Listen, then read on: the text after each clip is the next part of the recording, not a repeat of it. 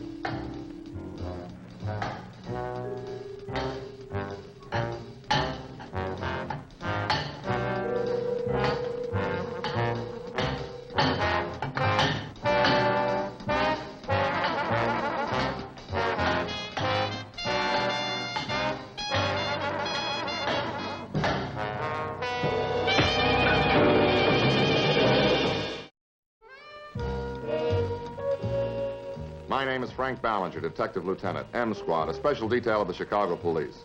It was 5 weeks after the slaying of mechanic Bill Lucas when we got a request to cooperate with Homicide Division. The captain had set up a meet with Detective Manny Berman of Homicide. Manny and I had been rookies together, and we were old friends. Beats me. I've been over it 1,000 times, and I can't find a motive. No truck parts missing? Company took an inventory. Nothing was missing. You know how these murders are. Somebody goes haywire and pow. But 90% of the time, they confess to it in a matter of hours. Well, that's usually a spur-of-the-moment thing. Some killers have been known to nurse a grudge for years without anyone knowing it. How often? Huh? We got 5 of these in less than 18 months, and all of them are unsolved. Right. That's right. Here, February. Packing house worker shot on pay night. Payroll still on. Here's another one. Clerk in a toy store, done in with a baseball bat. Cash register, okay. I remember those. Here's a cab driver in April. Here's a waiter. And now Lucas. All these cases yours? No, but I remembered him when I drew this one. Could be a psychopath on the loose, Frank. Oh, I don't know. Beauty of Psycho sticks to the same method or weapon. Yeah. You think all these things are linked together, Manny? No, I don't. Different neighborhood and different job. And what's bugging you? Oh, there's something missing, and I can't find it. Did you interrogate all the witnesses in the Lucas case yourself? Mm-hmm. Why don't you back check them? Well, I guess we might as well start somewhere, huh?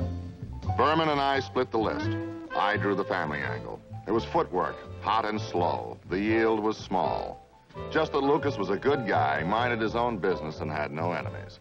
I located his mother in a garment district where she worked as a seamstress. Enemies? You couldn't have known my Bill. He was a good boy. Why, he had no bad friends. He worked from the time his father died. Well, how long have you been working here? 5 years. I moved out when he married Evelyn. Took a single room. Did you see much of them? Not until the past year. Well, Bill used to drop in, but then Evelyn started to come with him. She even came alone a few times. She was with me the night it happened. Came by and took me to a movie.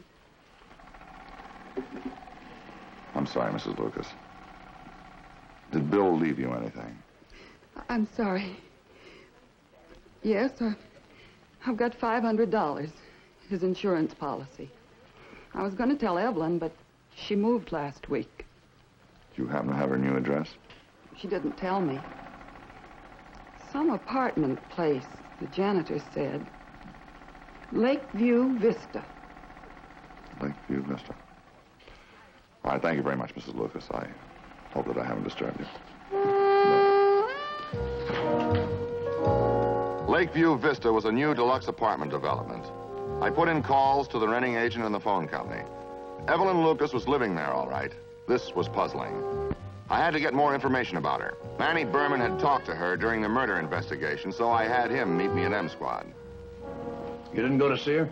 Not after I checked with the rental agent. Those apartments rent for $250 a month. That's pretty steep for the widow of a mechanic. She hasn't paid her old bills on Taylor Street.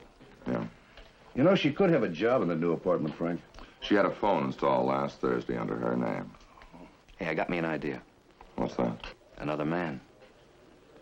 Well, we're looking for a link in the 4 cases, Manny. How would that fit in? All right. Where else would she get the dough? Insurance. Bill Lucas's mother claims she got $500. Let's check that again. Yeah.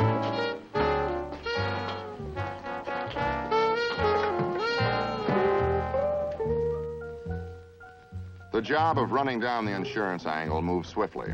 We made a telephone check with the claims departments of several companies, and we got a break at Municipal Life and Casualty. They'd paid a death claim to Mrs. Evelyn Lucas. I met Berman at the chief investigator's office. It's a complete file and the canceled check. Yeah. $40,000. $20,000 face value, double indemnity. This policy was only in effect 7 months. You don't have to tell me. We paid it. Okay, make a note of the bank of deposit, huh? Wasn't that rather a large policy for a mechanic to have? Well, I thought so, but all women want security. Yeah. Here's a list of 4 men who were murdered in the past 18 months. Did your company insure any of them? Nope. I'd remember double indemnity. I can run it through the other companies if you like. Yeah, we'd appreciate that. And we'll be in touch. All right, thank you very much, Mr. Reynolds.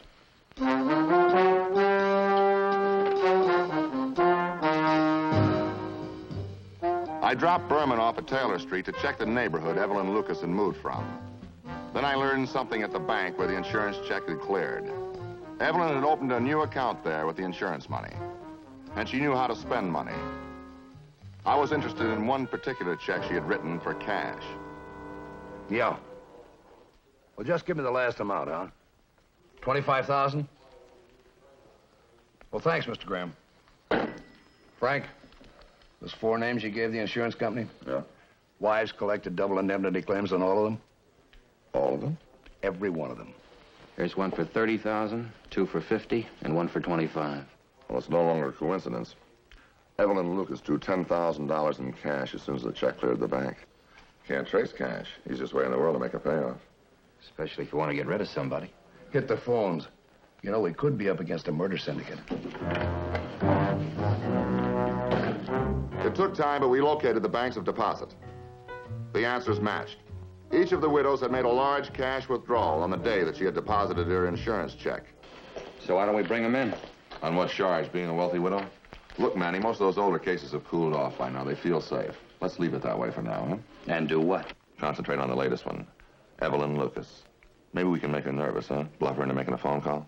Look, Frank, we can't tap phones. We always can trace the calls. I can get the phone company to cooperate. Good, and have Davis follow her in case she goes out. Right. What about me? Look, let's play it safe. She's seen you before.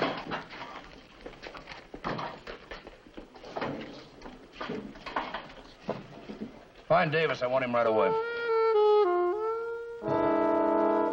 Mike was new on M Squad, but he was good. He had a lot to learn, and I knew he'd learn it. I went to Evelyn Lucas to see if she had anything to be frightened about.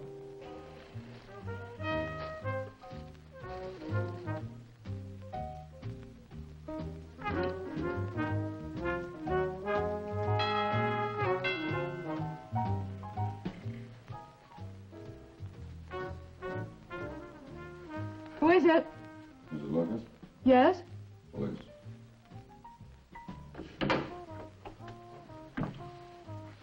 Who knew? Yeah.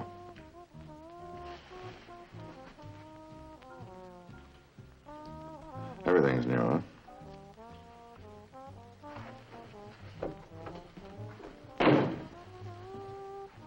Does this have something to do with my husband? No. This has only to do with you. Nice place you got here. I'm getting fond of it. A long way from Taylor Street, huh? Insurance. Bill didn't want me to work in case anything happened to him. How sweet. He loved me and I loved him. Sure, how else? I don't have to mourn to remember him. Do you remember him enough to go down to Taylor Street and pay up a few $100s in back bills that are left in his name? Well, I was half out of my mind. When I got the money, I just wanted to get away. I'll go to the bank tomorrow and draw some money out and pay it. You've already drawn out $10,000. Look, it's my money and my business.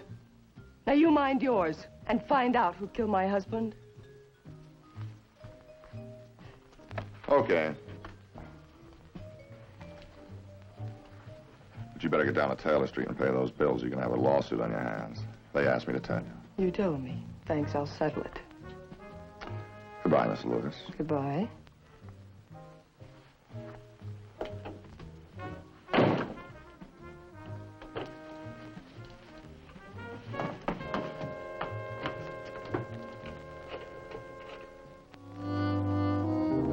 I knew that Mike would follow her, but I checked to make sure. She called a taxi and was taken to a small bar. I kept out of sight and let Mike take over.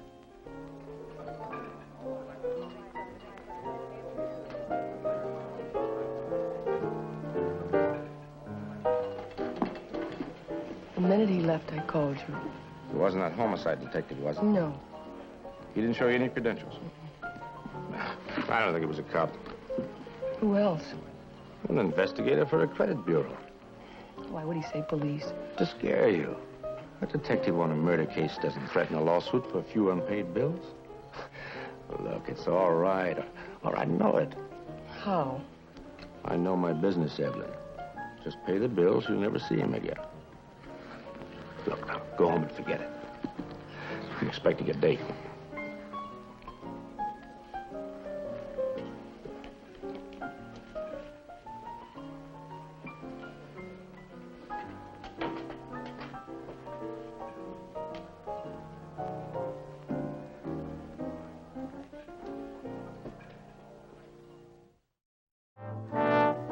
We contacted other police departments, and 2 days later, we received a telephoto of the man Evelyn had met. You sure, Mike? Yeah, that's the guy. Well, here's his record. The Cincinnati police made him. Arthur Wendell Kane, disbarred attorney, 2 years Ohio State pen, released 2 years ago. Specialized in divorce cases, arrested and convicted when a couple reconciled and revealed the decree was obtained by fraud. And there sure can't be any reconciliations the way he's divorcing him now. You think he's the murderer, Frank? No. Probably just the go-between. The killers and the payoffs. You know, we could put a watch on him around the clock until we hook him. And wait for another Bill Lucas to happen? No, that's too risky. We've got to pick his next pigeon. All right, I'll go with that. Who? Me? Well, all I need is a job, a wife, and a big life insurance policy. You want to get yourself killed? No, but I just want to see who's going to try it. Because of the behavior of 5 women, widows of murdered men, we baited a trap for our only male suspect, Arthur Kane. Loretta Kirby, a policewoman, was assigned to be my wife. She was picked for, well, obvious reasons, and her shrewdness. Her aunt would be our chaperone. We rented a modest apartment near Archer Drive. This was only part of my cover. Reynolds, the insurance investigator, agreed to let me pose as a salesman for his company. I was given office space there. Now, it was up to us to bring Loretta into contact with Arthur Kane, to get him interested in her. And I took her out to lunch so we could, go over again what we had in mind for the setup. Oh, I don't look anything like her at all. Well, you even sound like her. I've got some of her records on. And you'd like me to come up and hear them, huh? Why not? We could get to know each other better. We could do that right here. Bet you even burn incense. No. I'm serious. Well, if it isn't old Stoneface. New city, same old tricks, huh, Laurie? Who's the guy? The guy happens to be the lady's husband. Husband? Yeah, get lost. Happy now, big man? You just like to spoil everything. Come on, get your coat. We're going home.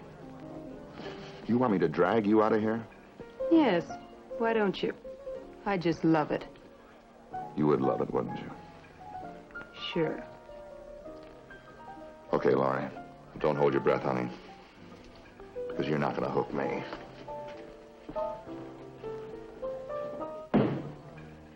Tommy. Invite the lady to have a drink on me. So we had dinner together, and I told him Frank had been transferred from the Milwaukee office, that we'd been married 9 years, but wouldn't give me a divorce, and that's about it. Did he ask if he could see you again? I said no, but he will if I go there again. He eats in that place about 3-4 times a week. I got Reynolds to draw me up 3 phony policies with a face value of $50,000. Double indemnity. Kane will want to see those policies and make sure that Laurie's the beneficiary. Well, what's the angle? Did you mention insurance, Laurie? Too soon. I just concentrated on what a drip I married. Well, if Kane falls for it, he'll have me followed. And that way we can find out who's working for him. Yeah, and one of these nights you're going to get hit, but good. Not until Kane has made his deal with Laurie. She's got to know when it's going to happen to protect herself. That's the one thing in common all these cases had. The wives had a perfect alibi. Well, all we can do now is wait until Laurie can get Kane to make her an offer.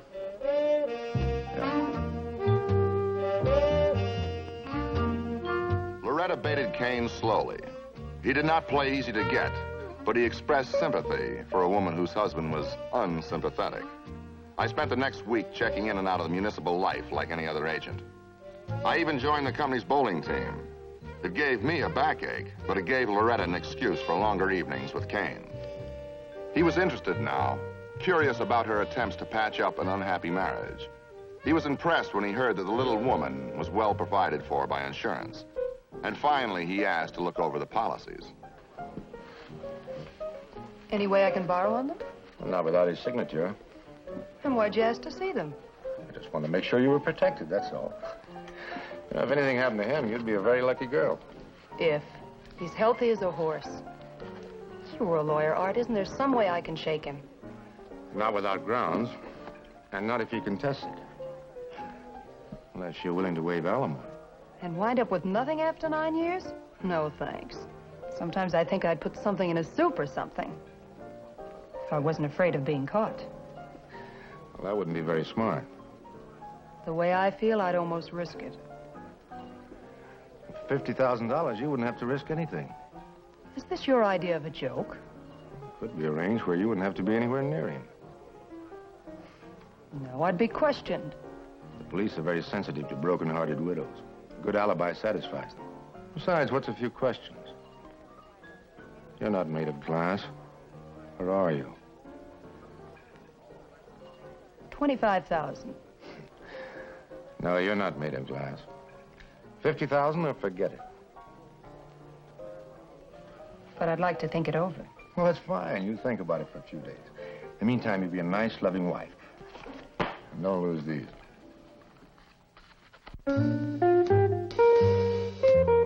When Kane phoned, Loretta told him to go ahead.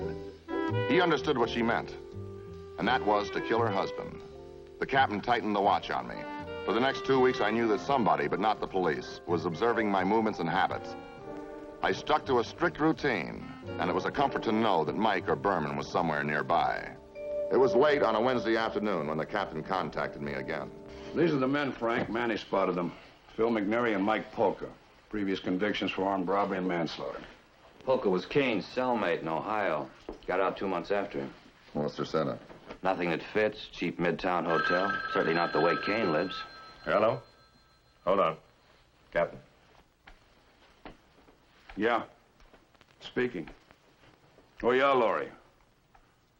You're not calling from the apartment, are you? Good girl. No, you go back there and wait. You do just what they tell you to do. Right. It's tonight, Frank. Does she know where? Somewhere between the bowling alley and home. She's going to visit a friend with her aunt. You have to drive through about 2 miles of deserted factories. Not even a cat around at that time of night. You know, they could gun you in the parking lot. Yeah. But why not, huh? Let's make him fight us on our own grounds. I'll be one of the last to leave the bowling alley. This'll make him impatient. And then when they try to take me, you move in. We gotta catch him in the intent. I'll buy that. I'll meet you back at the office around 5, huh? 5-0. Just don't cut it too thin, huh? Don't worry, I won't. You know, Frank, this is really my squeal. We've been friends a long time. The only reason I'm sticking my neck out is I know that you'll be there when it counts. I'll be there.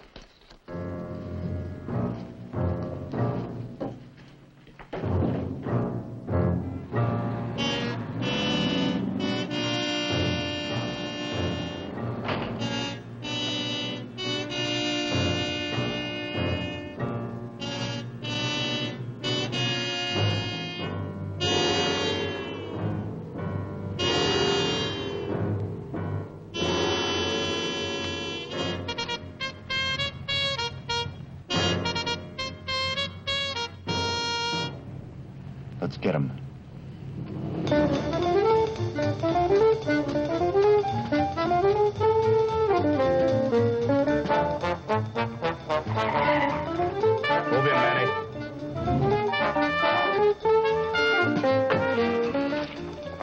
alley!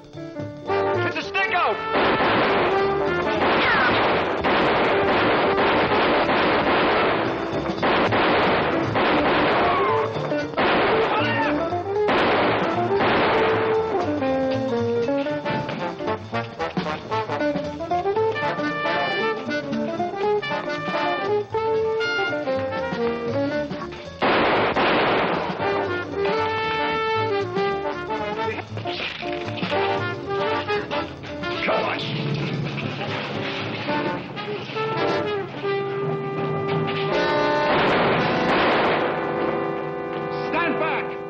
One of your men.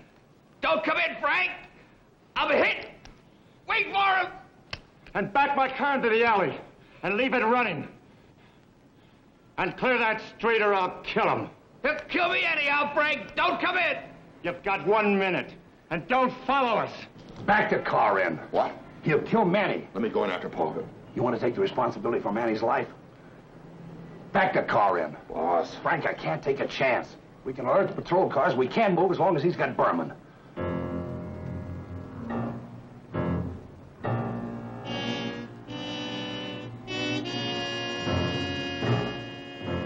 Get out of the alley!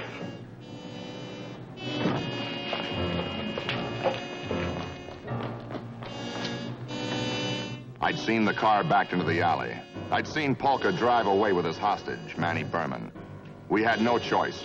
We hoped to save Manny's life somehow. But now was the worst part. We had to wait. 1:15. All right, we're waiting too. You think one of those patrol cars would have found him by now?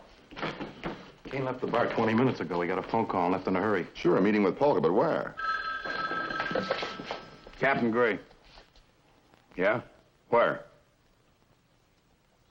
All right, I'll be right there. They found the car abandoned on Garfield just off Drexel. And Manny. He's alive, but he's in bad shape. Just one question, boss. Did Polka hit him again?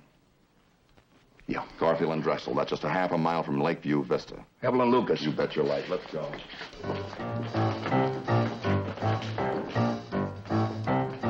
He came in like an ape. Woke me up. Says you sent him. Said something about money. Hurts my arm. He made me phone you. Get him out of here. Nobody's getting me any place until I get a car and a nice little green bundle. We can't get to a bank until morning. I ought to take you apart. A rotten grand you gave us and you collected 10. It's a service buzz in the kitchen. Well, who at this hour would be calling?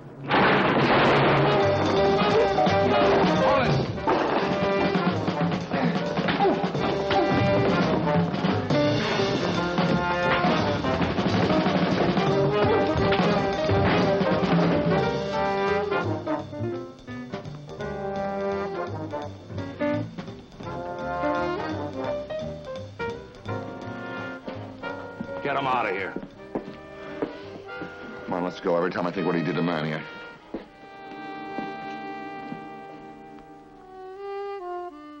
Arthur Kane and Mike Polka tried to talk each other into a death cell.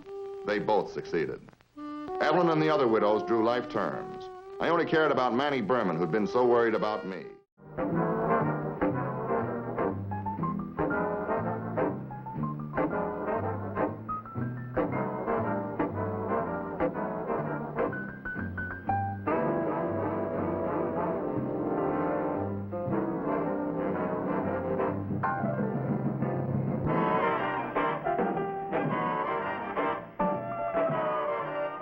Squad.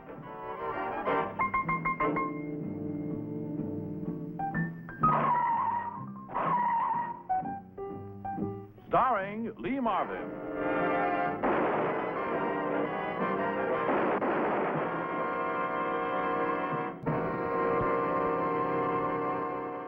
Hi, folks. I'm Frank Ballinger, Detective Frank Ballinger from the M Squad. You know, the most popular show on television. I'm here to give you kiddos a little advice. Now, I realize there's a lot of peer pressure from other viewers in school to maybe engage in some shady activity like toking down some reefer, or maybe doing the after-school circle jerk or play spin the bottle with cute girls from school. But let me tell you right here and now that those sorts of activities just aren't the manly thing to do. No.